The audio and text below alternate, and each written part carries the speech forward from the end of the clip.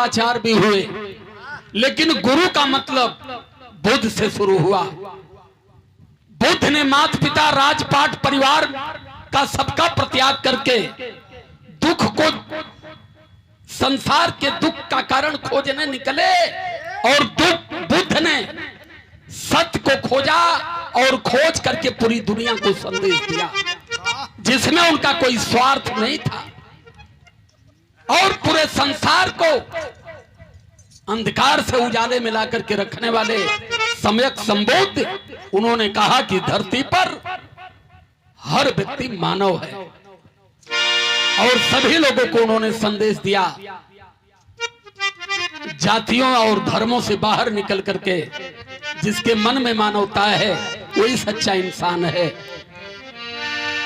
अब गुरु तो प्रथम गुरु माता पिता है, माता पिता के बाद ही सारे गुरु हैं, लेकिन माता पिता के बाद अगर किसी को गुरु की संज्ञा दी गई पूरी दुनिया में तो बुद्ध से। और आज अगर भारत पूरी दुनिया में विश्व गुरु की श्रेणी में खड़ा है तो तथागत बुद्ध की वजह से। बुद्ध की विचारधारा को संत कबीर और संत कबीर की विचारधारा को संत गुरु रैदास बढ़ाए। सवाल यहां सबसे बड़ा है, विद्वान तो हम हो गए लेकिन तर्कवान नहीं हो पाए। रामचरितमानस गीता रामायण में अपना जीवन हमने खत्म कर दिया, लेकिन कभी अपने इतिहास को हम समझ नहीं पाए। बैठे हमारे बीच में परिवर्तन के महानायक आदरणीय आप श्री आर.के. यादव जी, बड़ी चुनौती हमारे सामने होती है तो भैया खाली अपने लोगन के समझा गया, अपने लोगन माने खाली हिरन के समझावा, सब तो समझत हो या हिरन ना समझत हो। तो कई कई मैं अन्य मंचों पर भी आपका उदाहरण देता हूं और बड़ी शानदार सम्मानित कलाकार आदरणीय सरोज त्यागी जी, पिछली साल गुरु पूजे में मुलाकात हुई। इसके पूर्व झारखंड और बिहार के बॉर्डर औरंगाबाद से आगे वही मुलाकात शायद हम लोगों की है, 12 अप्रैल को कार्यक्रम था। तो सब कुछ न कह के 2 लाइन की बात मैं आपके बीच में रखूंगा और उसे ही जान लेना जरूरी है। गाना बजाना मित्रों अलग विषय है, लेकिन आज जो विषमता देश के सामने है ये बहुत बड़ी है। अभी मैंने आज देखा हरिद्वार से एक वीडियो जारी हुई है, कल तक आपके भी मोबाइल पर जाएगी। कोई पेट फुला करके कह रहा है कि हम समानता पर भरोसा नहीं करते, क्योंकि हम देश में श्रेष्ठ लोग हैं और हम समानता को नहीं मानते, मानो को हम नहीं मानेंगे। अब हम इस देश में जितनी भी बृहदत्त मौर्य हैं उनकी खोज करेंगे और इस देश में 3% वालों को, ज्यादा से ज्यादा लोगों को पुष्पमित्र शुंग बनने की जरूरत है। ये 2 शब्द क्या मेरे कलाकार साथी समझ पाए क्या है? 2600 साल पहले बुद्ध विचारधारा को जब खत्म किया गया तब हमें मानसिक रूप से गुलाम बनाया गया, और मानसिक रूप से जब हमें गुलाम बनाया गया तो बृहदत्त मौर्य की हत्या हुई और तब भारत अखंड भारत था। भारत की सीमा रसिया तक थी। पुष्पमित्र शुंग नाम का ब्राह्मण बृहदत्त मौर्य की हत्या करके फिर इस देश में जातियों का निर्माण शुरू किया और हमें शूद्र कुल में ठेला। कहा कि तुम केवल सेवादार हो, तुम्हें पढ़ने का अधिकार नहीं है, सम्मान से जीने का अधिकार नहीं है, तुम्हें अच्छा भोजन करने का अधिकार नहीं है। लेकिन इतना गोबरा गए हम, हमारे परमपिता बोधिसत्व बाबा साहब अम्बेडकर 4 बेटों का बलिदान करके हमें इस हैसियत पर खड़ा किया। लेकिन हमें दुख होता है कि हमारे बड़े बड़े कलाकार एक बार बाबा साहब अम्बेडकर की माता सावित्रीबाई फूले क्या नाम भी लेने की हैसियत मंच पर नहीं रख पा रहे हैं।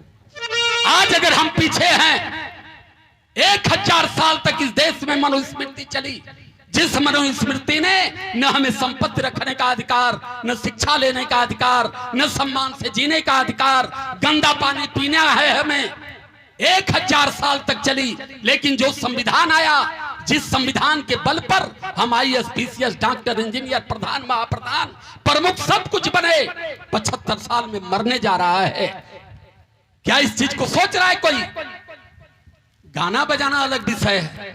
आए दिन 50 फोन आते हैं मेरे यहाँ, कहाँ मिलोगे, कब मिलोगे, कैसे मिलोगे। त्यागी जी बड़ी बारीकी से मेरे आंदोलन को समझ रही है। झुलनिया, नथुनिया, लक्ष्मी, दुर्गा, काली, डी, मैं भी गाना जानता हूं, लेकिन मुझे घबराहट है कि आज के 2024 के बाद 25 में करताल बचेगा कि नहीं बचेगा। मैं इस चक्कर में हूं कि कलाकारों का करताल कहीं न बंद हो जाए। अगर 2024 में बीजेपी को 2/3 बहुमत मिल गई तो आप जान लीजिए किसी का करताल फिर बजने वाला नहीं है, क्योंकि संविधान हटेगा और इस देश से जमहूरियत खत्म, लोकतंत्र खत्म। और जिस माइक में बड़ी बड़ी बातें आप कर रहे हो, दुर्गा, काली, लक्ष्मी, राम, भगवती, कोई आपको रोकने और बचाने नहीं आएगा। आप भूमिहीन कर दिए जाओगे, अधिकार विहीन कर दिए जाओगे। मुझे घबराहट वहां है। कलाकारों का एक जिम्मेदार व्यक्ति होने के नाते मुझे ये घबराहट है कि मैं अपने कलाकारों को और अपनी संस्कृति को, अपनी इस तहजीब को मैं कैसे बचा पाऊं। लेकिन हमारे ही लोग हमारा ही विरोध कर रहे हैं। मैं गाना नहीं चाहता था इसलिए कि लोग नहीं हैं। मैं ज्यादा से ज्यादा अपनी बात अपने सम्मानित कलाकारों के बीच में रखने का प्रयास कर रहा था। कम से कम लोग सुने, गाइए बजाइए कुछ भी गाइए, लेकिन अपने महापुरुषों के त्याग, बलिदान, इतिहास को और कम से कम अपनी विचारधारा को और इस भारत के 85 मूल निवासी समाज के इस तहजीब को भी बचाने का 2 शब्द कहने की हैसियत बनाइए। बाबा साहब अंबेडकर ने 4 बेटों का बलिदान किया, तब हमें संविधान मिला, ये सम्मान का जीवन मिला। अगर संविधान बदल गया 2025 में तो आने वाली जनरेशन हमें केवल गधा कहेगी, थूकेगी हमारे नाम पर। हमारे लोग सवाल करेंगे कि अकेला व्यक्ति मनुस्मृति का दहन करके देश में इतना बड़ा संविधान दिया, लेकिन तुम करोड़ों गधे क्या कर रहे थे कि पढ़ लिख करके उस संविधान की रक्षा नहीं कर पाए।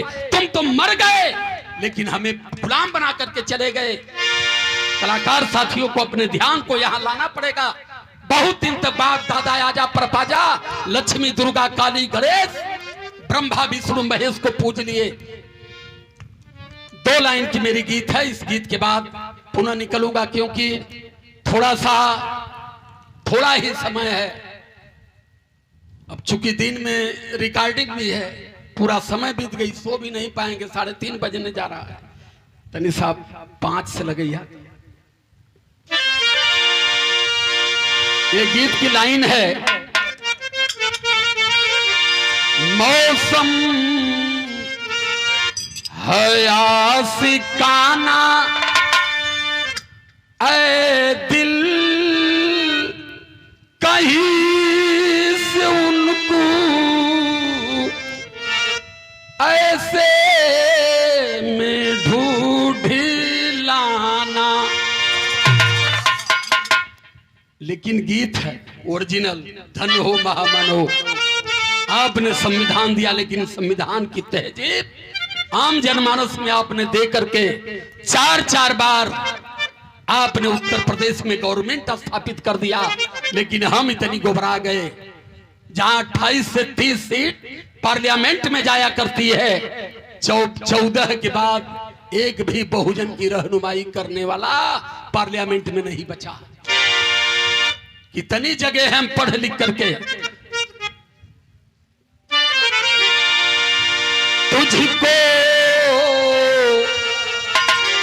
तुझको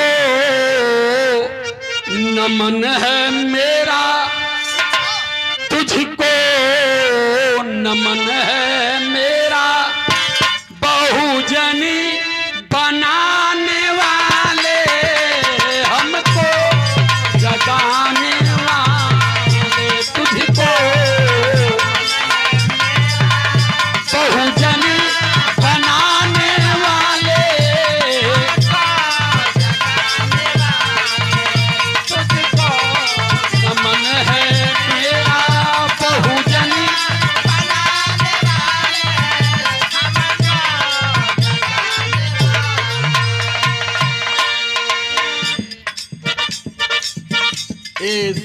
सादर सम्मान किया गया। आदरणीय हमारी बड़ी बहन सरोज त्यागी जी, जब हम लोग पाखंड गाते थे तो जन्माष्टमी में, दुर्गा पूजा में, क्षेत्रों में तमाम कार्यक्रम हुआ करता था। लेकिन जब परिवर्तन के आंदोलन को हम लोगों ने शुरू किया तो मुलाकात या तो झारखंड में या बिहार में ही हम लोगों की सीमित हो गई। परम सम्मानित आदरणीय मदारी जो बैठा, वीडियो लोड किया हो, कल इंडिया टीवी पर भी शाम को 4 बजे बोलूंगा मैं कि जितने भी इस मंदिर में हराम की कमाई खाने वाले पेट फुला करके बार बार भारत की तहजीब को खत्म करने का प्रयास कर रहे हैं, इस सरकार में अगर हैसियत हो तो इनके खिलाफ तत्काल कार्रवाई करो।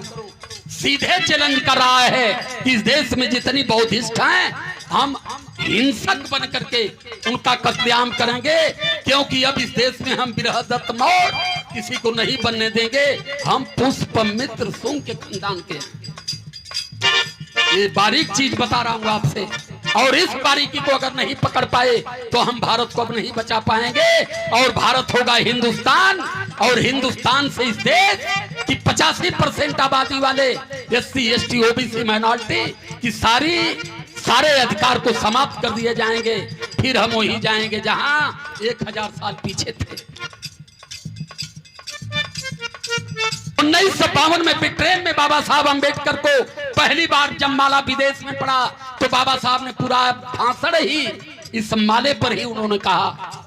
बाबा साहब ने प्रथम शब्द कहा था, इस माले को गले से निकाला और कहा, India is countries of the caste. इस माले में ही पूरे भारत की झांकी मेरी समाहित है, क्योंकि भारत हमारा जातियों का देश है, भारत विभिन्न संस्कृतियों का देश है, भारत विभिन्न भाषाओं का देश है, भारत विभिन्न जातियों का देश है। उसके बाद भी भारतीय कॉन्स्टिट्यूशन हर धर्म को, हर जात को, हर संस्कृति को, हर भाषा को बांध कर लेकर चलता है। जैसे ये तमाम फूलों से माला गुथा हुआ सुशोभित है, वैसे हमारे भारत देश की झांकी है। जातियों के बाद, धर्मों के बाद, मजहब के बाद और भाषाओं के बाद फिर भी भारत देश हमारा एक है। लेकिन इस देश में हमें बारीक बनने की जरूरत है। अब हम जैसे पहले थे, आज हमारे सर पर हिमालय जैसा छत्र छाया बना करके संविधान खड़ा है। परम आदरणीय आप श्री रामविलास में इस फांसे को जानना पड़ेगा। अब संविधान की छत्र छाया में हमने बहुत सुख ले लिया, लेकिन अब हम नहीं जगे तो फिर संविधान बचने वाला नहीं है। बस संविधान को बचाने की 1 साल की समय महज बची है। 2024 में बीजेपी मुक्त भारत नहीं हुआ तो संविधान को कोई माई का लाल बचा नहीं सकता, चाहे जितना भी ताली ठोक करके मंच पर बात कर ले। इसलिए लाइन हमारी कह रही है, बरजती था इसी जहां, बरजती था इसी जहां, दलितों का पढ़ना लिखा।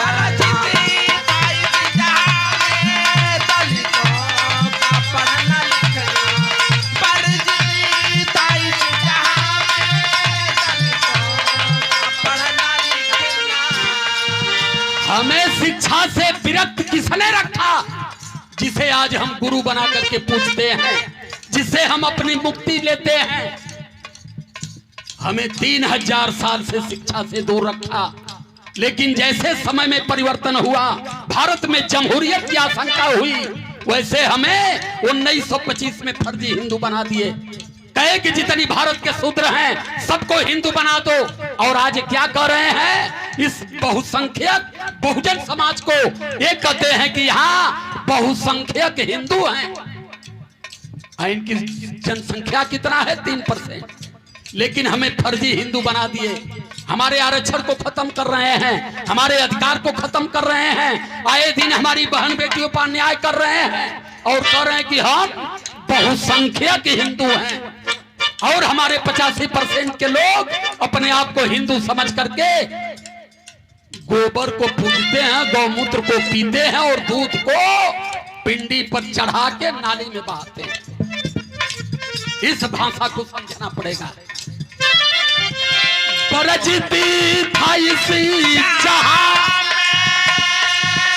दलितों का पढ़ना लिखना।